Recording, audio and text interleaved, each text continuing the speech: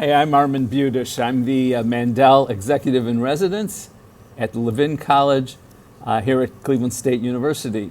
And we're taking you behind the scenes of the most important public policy issues that we're facing today so that you can understand what and how things are working. I have two experts here with me right now.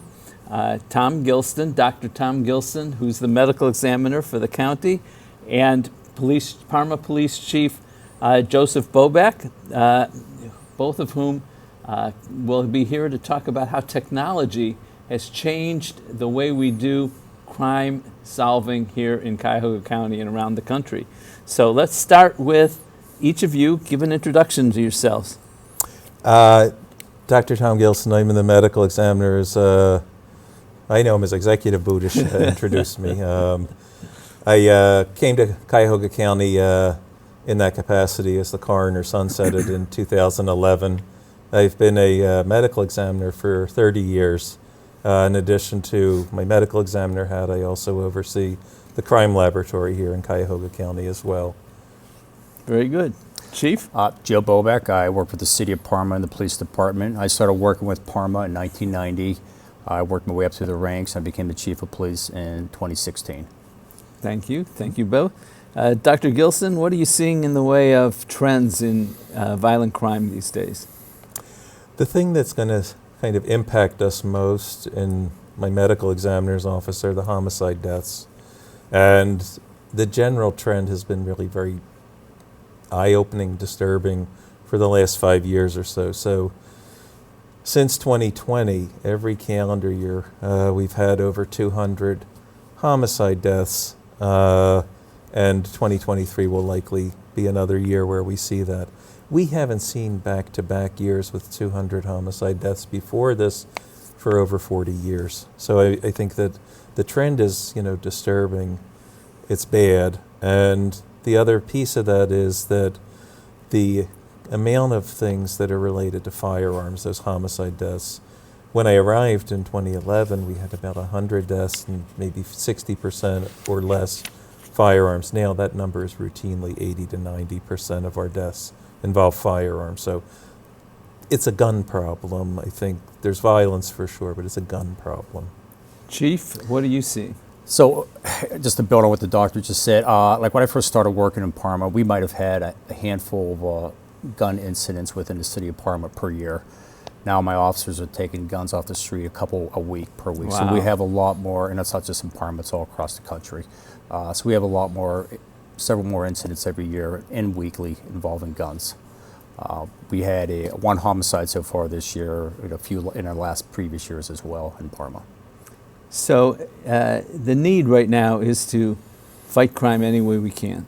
And technology's been a huge player in that. I know that you have handled, Dr. Gilston, you've handled the ballistics lab for Yes. the county. Tell us what you do with that. Well, I think the piece of what we're seeing there is that ballistics are obviously a big part of the problem. So ballistics just refers to firearms in general, and we employ currently 8 people in our firearms laboratory. Firearms are going to be, important. I think somebody talked already about the shot spotter. Right. Potentially we can try to, find guns and link them to the crime that's being committed, but also try to use some of the technology to link them to other crimes that remain unsolved. And how do you do that? Well, let's take a look at these. Yeah, please. So I think we use the terminology loosely, but this is called a cartridge. This is what goes into the gun. Okay. What comes out of the gun is here at the tip, the bullet. Right. So I put the cartridge in the gun. The hammer of the gun strikes the primer, the base. Uh-huh. It creates a mini explosion there, and it ignites the powder that's in the cartridge, and it pushes the bullet out of the barrel of the gun. Okay. All of these processes leave certain distinctive marks behind. So I can have...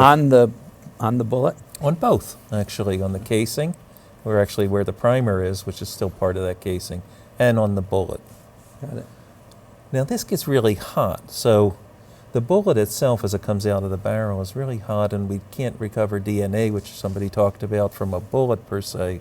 But we potentially can get it off of the barrel, or pardon me, off the cartridge, that it may not have been heated up enough. 50-50, So it's the not the gun best. makes a mark on the bullet or on the casing. Oh, I was actually going to go back to that, Oh, I'm but sorry. Go ahead. whoever puts the bullet into the gun leaves their DNA on it. So we can Okay. look for that. That's great if we can get a match on that. But if we don't, the gun barrel will leave marks on the bullet, and the hammer of the gun will leave marks on the base. So if you look here, this is a live round, and this one was spent. You can see there's a little punch hole in there Right, at the bottom. at the bottom. That's distinctive for an individual gun. So So each This- gun leaves a different punch hole. can leave a different punch hole. So this bullet's nice because it was fired into a water tank. It has markings on it from the barrel, but not every bullet comes out like that. Every shell casing essentially comes out, with just a little dimple in it. So what we do is we look at the dimple, the depression where the hammer hit, Mm-hmm. and one of the benefits of just big computer databases now is we have, hundreds of thousands, if not millions, of these impressions. We feed our impression in, and we get potential matches to things that might be other crimes that are unsolved, So wait, or maybe wait. they're solved. When you talk about you feed in, so you've got a shell or a casing Yeah, that has a distinctive mark. right here, yeah. Where do you put that mark? Take a picture of it. We put it into a database called NIBIN, the National Integrated Ballistic Identification Network. And is that Everything where? needs an acronym, right? Yeah, right. Is that where these hundreds of thousands or millions of... This is where the computer can do the comparisons with all of the images it has and say, hey, I think I have a match. So you can match it to other times that That gun guns was have been used. Right. to commit a crime or something, was discharged. And where do you get these shell casings from? Well, ShotSpotter will tell us, oh, guns were fired here. And I think one of the big things, there's no substitute for people. Technology supports, law enforcement. So if ShotSpotter says, hey, there was a gun fired here, what used to sometimes happen is the patrol might roll up and say, well, there's nobody firing anymore. Not a problem. Now what, we're trying to do is say, look around, get out of the car, and see if there's anything going on there. So, Chief, when there's a crime, you go around and try to pick up shell casings? Correct. So our officers from our crime scene unit will go out on a crime scene and try to locate those with a metal detector or however they need to and try to locate them. And then do you And send them into the to be sent medical off to the exam? lab to be analyzed with the whole crime scene, with all the evidence collected. Great, I understand. And what Dr. Gelson was talking about with knives, last year in 2022, we actually had 12 guns that were used at 41 different cases within the county. So by taking those weapons and sending those off for being tested, we were able to assist other agencies with the evidence they needed. All right, going to different technology. Let's shift over for a minute to license plate readers. I understand those have also been very helpful in curbing crime. Tell us what a license plate reader is and how you use them. So basically it's a photograph. When a vehicle passes by the license plate reader, the camera will take a photo of the license plate and the information that's registered with the BMV on that license plate, that information be given back to the officer. So it's the whole database, what the state of Ohio has at the BMV. Where are these cameras? They're scattered throughout the whole county. We have 6 of them in Parma, and the Cuyahoga County has several of them scattered throughout the whole county on different intersections. So the cameras are in place. They're constantly taking pictures of cars' license plates. Correct. And then They're what- recording that information. The information goes into a database here in the county. And if an officer needs that information for any reason, we're able to go and retrieve that. If we know the approximate time, somewhat of a description of the vehicle, we could go and look into it. 22, we had a double homicide in Parma.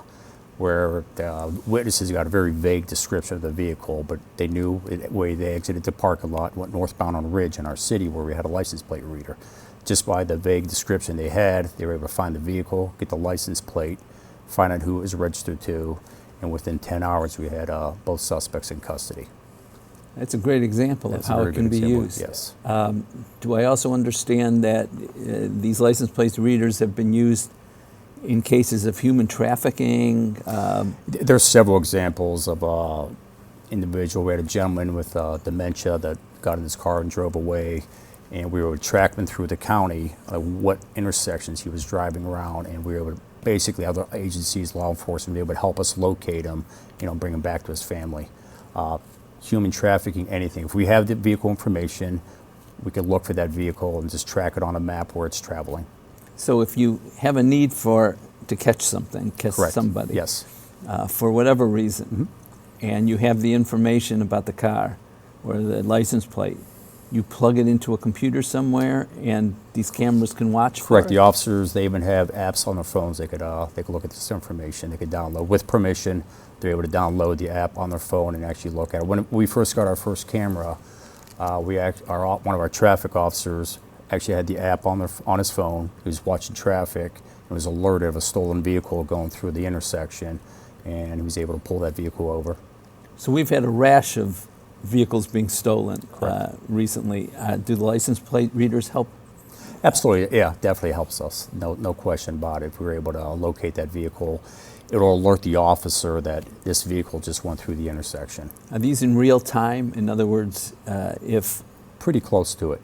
Yeah. There may be some glitches because the computer's sometimes slowing down, but for the most part, yes. All right, we're going to take a break for a minute, and when we come back, we're going to say goodbye to Chief Bobeck, and we'll bring in another expert to talk about more uses of technology in catching crime. Thank you very much. We'll be right back.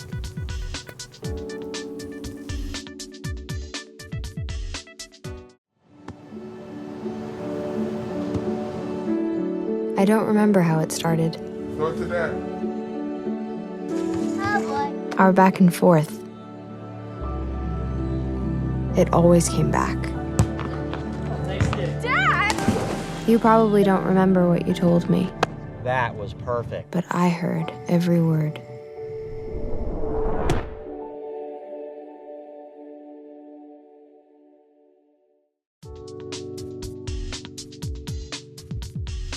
Hi, we're back. We're back with Dr. Tom Gilson, the medical examiner for Cuyahoga County, and we're back with Tom Kukler, who's in now for Police Chief Bobeck. Tom is a traffic officer in Parma and manages, among other things, the drone program there and crime scene reconstruction. So again, we're into how technology can solve crimes, can stop crimes, can curb crimes, and that's what we're focused on today.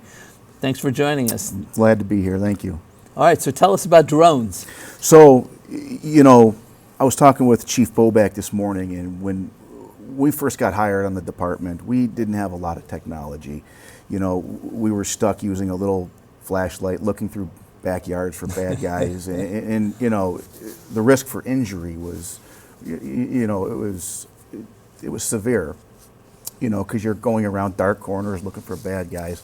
Well, now with the use of K9 and the drone, we can actually put a drone up if we have a bad guy who's running through a neighborhood. We could use a FLIR camera off the drone and do a yard-to-yard search with the K9. Are you familiar with FLIR?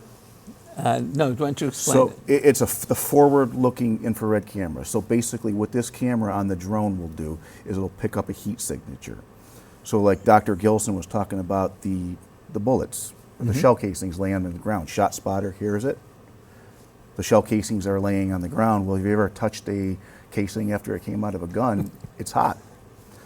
Using the FLIR camera, it would be able to pick up that heat signature, and you'd be able to find the shell casing. So it's just some great technology that we have. And then you can find the shell casings, send them over to Dr. Gilson, and he Right. can put them into the machines. And hopefully find the bad guy too. Yeah, sounds good. Yep. All right, and That's really helpful at night too, because if all you're doing is trying to just sweep the ground with a flashlight or something, it's a lot more challenging than if you take advantage of the fact that the casing is hot with a drone or something like that. Chances are you just step on it. If you can't see it, you know, it'll end up in the grooves of your boot, and you won't find it until you get back to the station later in the evening. You know, like, oh, I should have picked Let's that hope up. not. But with the drone, I mean, it just makes our lives so much safer and easier. And we have 6 drones in our department, and 4 of them are used for indoor. And what I mean is if we were, like our SWAT team were to respond to a barricaded suspect in a house, for example, he would be in the house with a gun, you know, don't come in here, I'm going to shoot whoever comes in here. Well, do you want to send a drone in there, or do you want to send a person in there? You know, if he takes out a drone, who cares? We can just get another one. But if he takes out a person, well, that's all. You know, now we're singing a different tune here, you know. So the safety aspect of the smaller drone is incredible. And what we found is with some of these standoffs, you know, the suspect would be in the house, would pass out, you know, just from exhaustion, drugs or alcohol or whatever. And we would be able to send the drone in, land it on a table such as this, put a camera on the subject, and direct our SWAT team where he is, what condition it is he passed out, is he reaching for the gun? There's just endless possibilities with these drones. What else do you use drones for with trying to find criminals? Do you use them in these car chases at all? So I'm glad you mentioned that. So a while ago we had a car chase, and it was a homicide suspect. Well, this suspect went through one of our neighborhoods. Sometimes they bail out of the car because they think, well, if I get away from the car, I can get away from the police. Well, I had the drone up, and I had the FLIR camera. And what I saw was a car in a backyard, and I saw 2 little legs sticking out from under the car.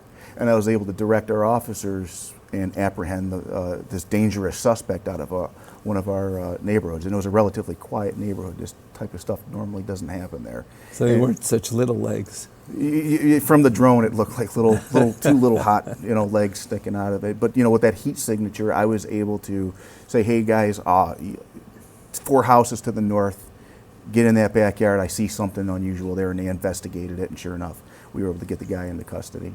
Nobody got hurt, and that's ultimately our goal at the end of the day is safety. Dr. Gilson, you deal with all aspects of identifying the criminals after there's been a killing or something like that. Sure.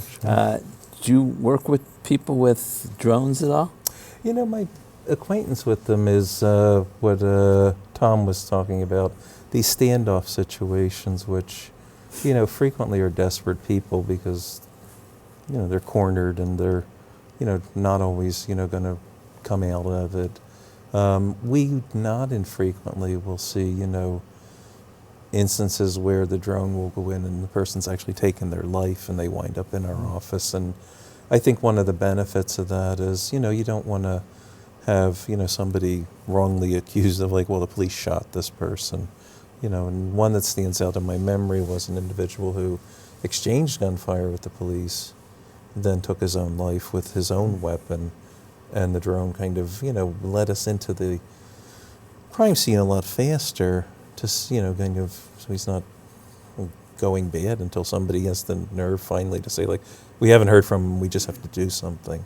So that's a helpful thing. I think the other thing, too, about the drone potential is it documents, like these car chases, as to what potentially goes wrong. You know, is it speed? Is it, you know, some, you know, physical object that the car hits? And then, you know, those things are potentially important to interpret people's injuries, as well as kind of just, you know, I think, again, if these are pursuits, to kind of just make sure we get everything right. And, you know, the other last one I'll mention is, I think everybody who dies in a car with another person, the other person was driving. And sometimes the drone answers that question better than, you know, trying to piece together injuries. You know, yes, they were driving, or no, they were not driving. Thank you. Crime scene reconstruction. You're involved with that. Tell us, So what's that about? for the last 7 years, I've been a traffic accident reconstructionist. And one accident comes to mind. It was on an interstate here in our city, and the accident scene was, no kidding, a mile long. The longest accident scene I've ever seen.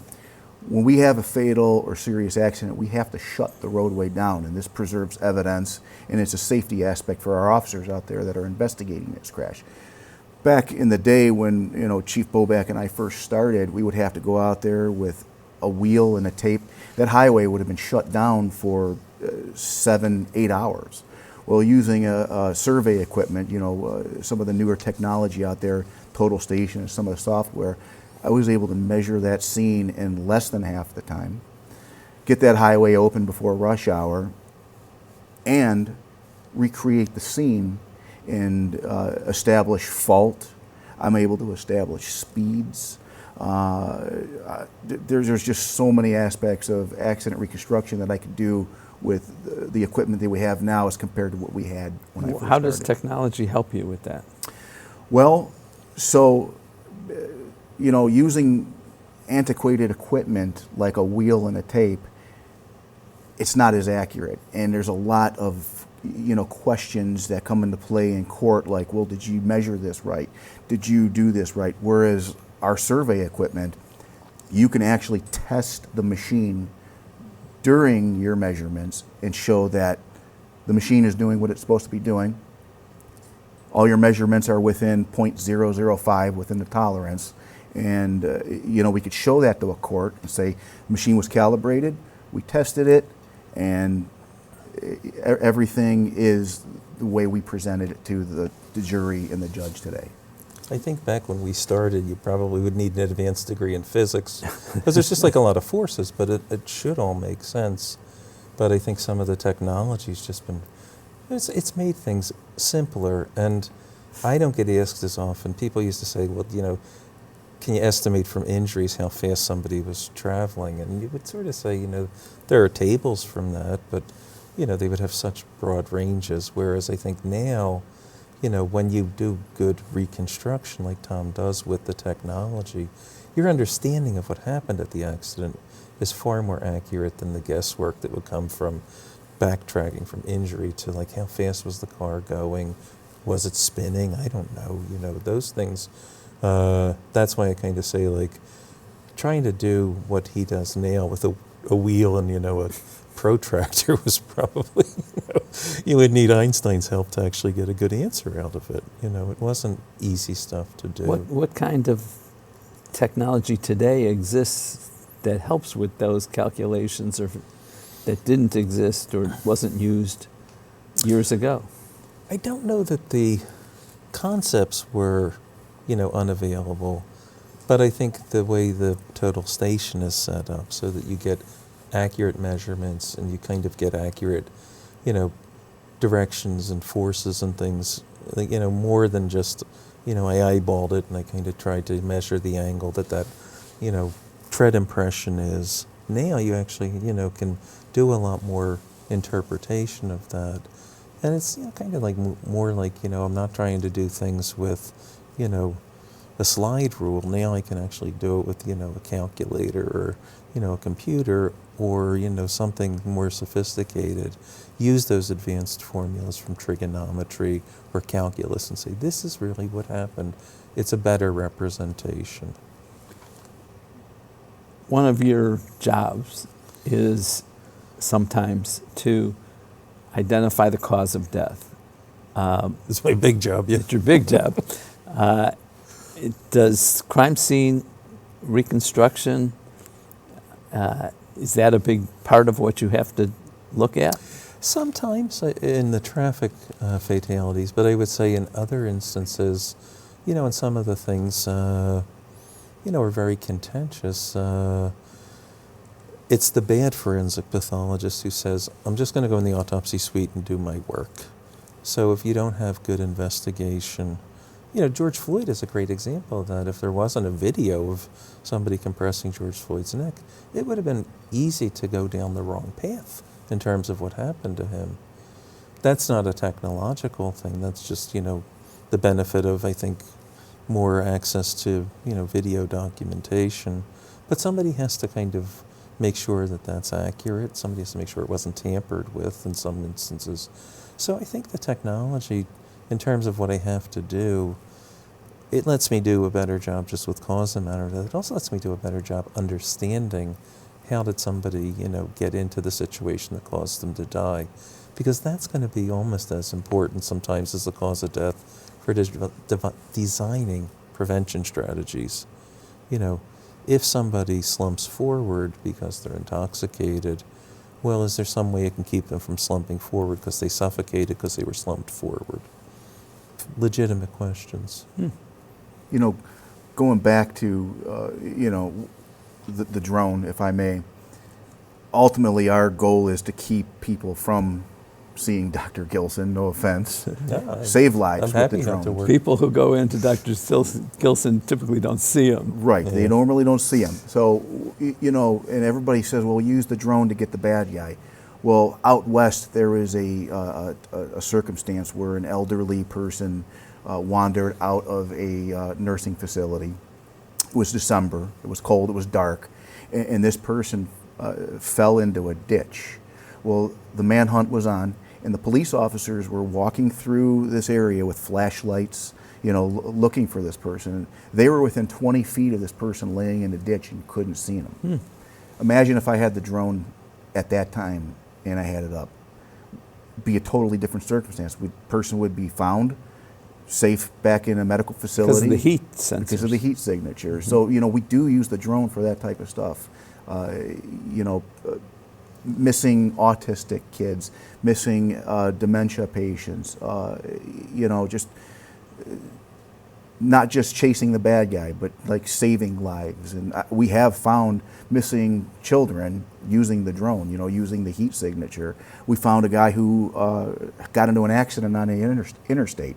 He ran off into a garbage dump off of a highway. Well, they spotted him with the drone and they were able to get medical help. I mean, he wasn't in his right mind. He was just in an interstate accident, So, just stuff like that, it's priceless to us, Technology is changing everything about crime fighting and solving crimes. We've heard about a variety of different technologies that can be used today to solve problems, whether it's the ballistics test or whether it's the drones or whether it's the, what am I missing? Well, the total DNA, station, fingerprints, DNA, the APHIS crime system. scene. Yeah. There's all Where do you want kinds us to stop? So the fact that technology is changing everything is so important for us to understand. I want to thank Dr. Gilson. I want to thank Chief Boback. I want to thank Officer Kukler for coming in and informing us all about things that are so important when it comes to the new technologies for crime fighting. Thank you all for watching.